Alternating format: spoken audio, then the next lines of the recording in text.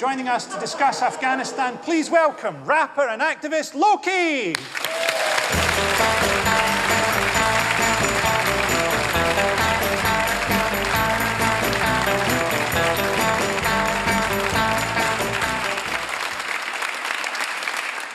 Lowkey, thanks for coming, man. A lot of people, I think, have a very shallow understanding of Afghanistan from the British media.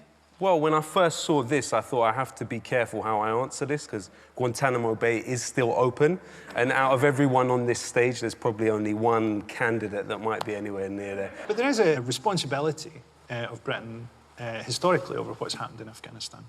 Well, I mean, Britain has occupied Afghanistan 4 times in the last 2 centuries. So definitely Britain has, as they call, an age-old relationship with Afghanistan, for sure.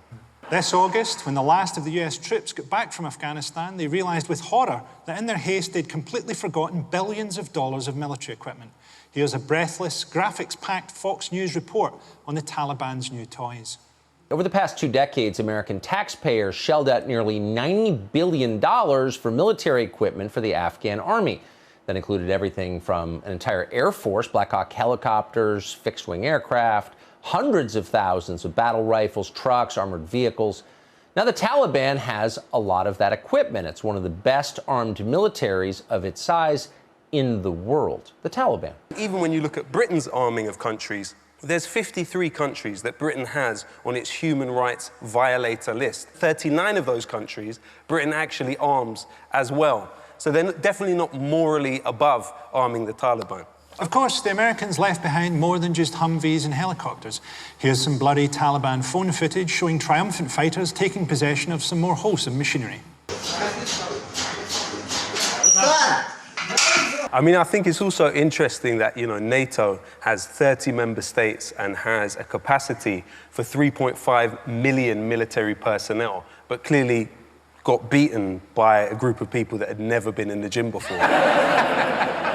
As BAE now has to look to other theatres of war for its death dollars, as we can see in this weird and glossy promo for an Arctic snow tank. I'm away from my family, but you are my second home. Another day that I will put my trust in you. One of the major lies which people say about the arms industry is essential in providing jobs. But a study was carried out which found that for every $1 billion invested in the arms trade, it only leads to about 11,000 jobs. If you were to take that same $1 billion and invest it in clean energy, for example, it's estimated to bring about 16,000 jobs. If you were to take that same $1 billion and invest it in education, you'd get 26,000 jobs. This industry, let's remember, aside from, you know, the sexualization of tanks, is based on murdering people.